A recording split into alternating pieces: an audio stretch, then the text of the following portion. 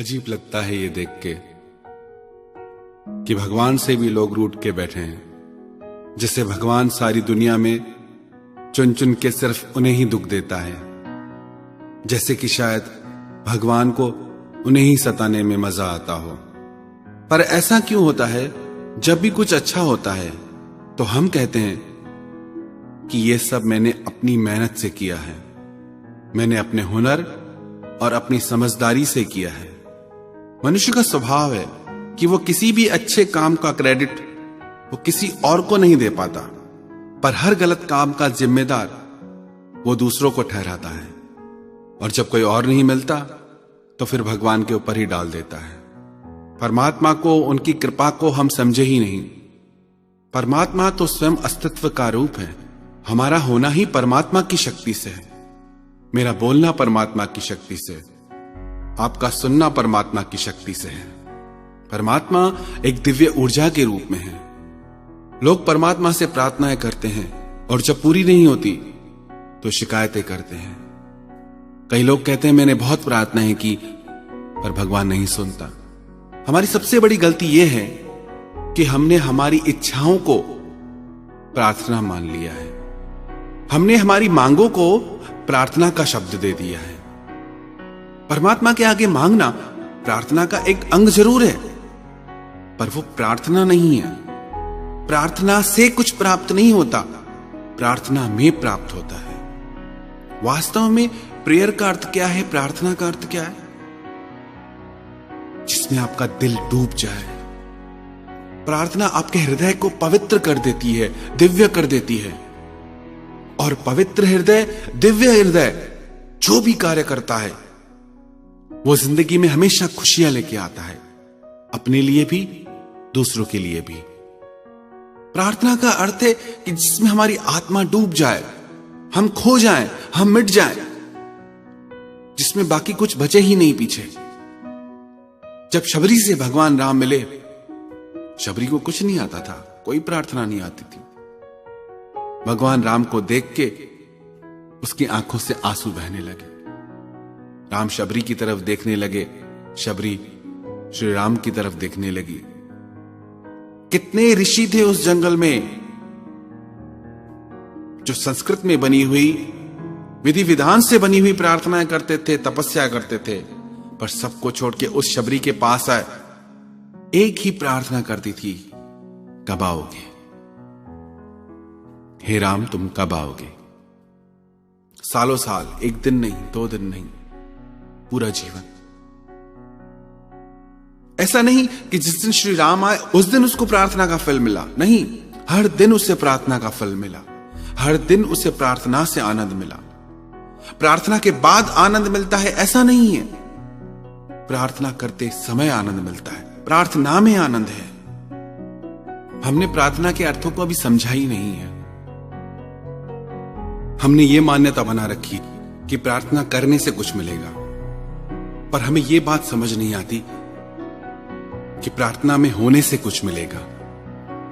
ऐसा नहीं है कि प्रार्थना रास्ता है और हमारी इच्छाएं मंजिल है। प्रार्थना अपने आप में मंजिल है। एक प्रार्थना आपकी दिल की गहराइयों से निकलती है। प्रार्थना में आप अपना हृदय परमात्मा के आगे खोल के रख देते हैं। कई लोग पूछते हैं कि प्रार्थना में क्या बोले, कौन सी प्रार्थना करें? कौन सिखा सकता है आपको? आपके हृदय की बात आपको कोई और कैसे सिखा सकता है? इसलिए फिर लोग कहते हैं कि हम रोज प्रार्थना करते हैं, भगवान सुनता नहीं। शायद तुम्हें पता ही नहीं कि प्रार्थना कहते किसे हैं। हमारी हालत ऐसी है कि एक व्यक्ति रोज रेस्टोरेंट में जाता है, कि रोज पूरा मेन्यू कार्ड पढ़ता है, और फिर भी उसे शिकायत है कि मेरी भूख नहीं जाती, मेरा पेट नहीं भरता। कितना ही पढ़ते रहो, पानी पानी पानी, कितना ही मेन्यू कार्ड पढ़ते रहो, भूख मिटने वाली नहीं। भूख तब मिटेगी जो उस मेन्यू कार्ड में लिखा है वो आपके भीतर जाए।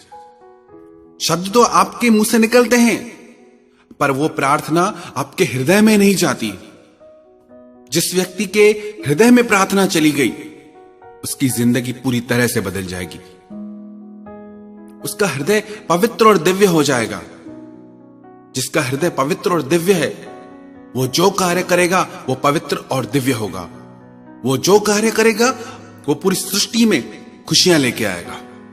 और बहुत आसान है कह देना कि भगवान हमें दुख देता है, क्योंकि सब कुछ वही तो करता है, उसी की ही शक्ति से तो चल रहा है सब।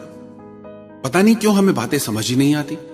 परमात्मा एक दिव्य ऊर्जा के रूप में है, पर हर कार्य के पीछे परमात्मा जिम्मेदार नहीं। जैसे आपके पास चलने के लिए पैर हैं, उन पैरों से आप मंदिर जाएं, चर्च जाएं या शराब घर जाएं, वो मर्जी आपकी है, वो चुनाव आपका है। हां, ये सही है, हर कार्य होता ईश्वर की शक्ति से है, पर प्रत्येक व्यक्ति कर्म करने के लिए स्वतंत्र है। जैसे आपके घर में अग्नि की सुविधा गैस के रूप में है, अब उससे आप खाना बनाओ, आपकी मर्जी, या उससे अपना घर जला दो, वो भी आपकी मर्जी। हालांकि घर भी अग्नि ने जलाया, खाना भी अग्नि ने बनाया, पर चुनाव हमारा था कि अग्नि की शक्ति क्या करे। बिना अग्नि की शक्ति के न खाना बनेगा न घर जलेगा। अब यदि इसमें हम कहें कि इस अग्नि की वजह से मेरा घर जल गया, तो एक अर्थ में यह सही भी है और एक अर्थ में गलत भी है। याद रखना, परिस्थिति चाहे कैसी भी हो, हम हमेशा चुनाव करने में स्वतंत्र हैं। बहुत आसान होता है हर दुख की, हर गलत बात की जिम्मेदारी किसी और पे डाल देना। परमात्मा दुख नहीं देता। हमें तो शायद ये ठीक से पता भी नहीं कि परमात्मा है कौन, तभी कुछ भी बोलते हैं। लगता है कि शायद कोई ऐसे ही बैठा है ऊपर, सब चला रहा है।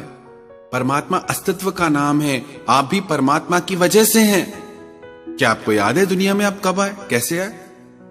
जो कुछ भी आपको मिला है जिंदगी में, जो भी आपके अपने हैं, आपने मांगे? किससे मांगे? हम रोते हैं कोई चला गया हमारी जिंदगी से, पर जो हमारी जिंदगी में है वो कहां से है? आप लेके आए साथ उन्हें? वो कुदरत की शक्ति है, परमात्मा की शक्ति है। परमात्मा को प्रकृति के रूप में जाने, कुदरत के रूप में जाने, शक्ति के रूप में जाने, अस्तित्व के रूप में जाने।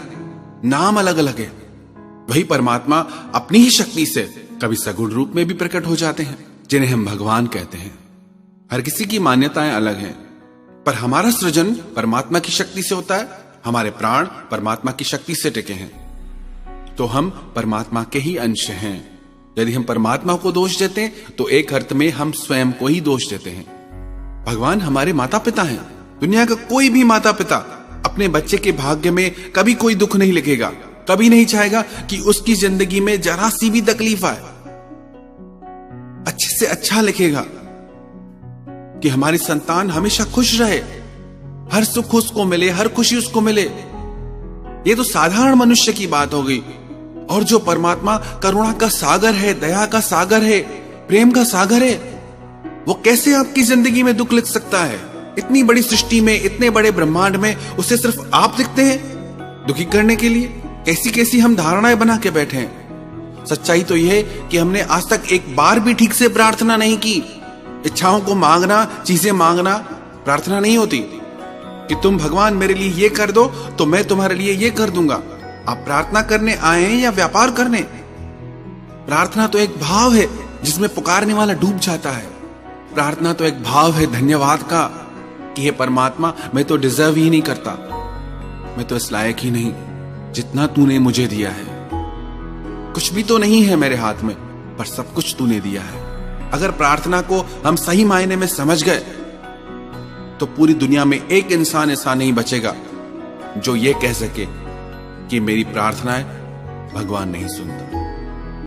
पहले प्रार्थना को समझो तो सही, प्रार्थना करो तो सही। फिर कहता हूं, अपनी मांगों को, अपनी इच्छाओं को प्रार्थना मत समझिए। शब्दों में लिखी चीजों को प्रार्थना मत समझिए। जो भाव आपकी हृदय की गहराइयों से निकले, जो भाव आपको परमात्मा से जोड़ दे, जो भाव आपके हृदय के घाव को सिल दे, जिस भाव में आप अपनी हर तकलीफ भूल जाएं, डूब जाएं, वही असली प्रार्थना है।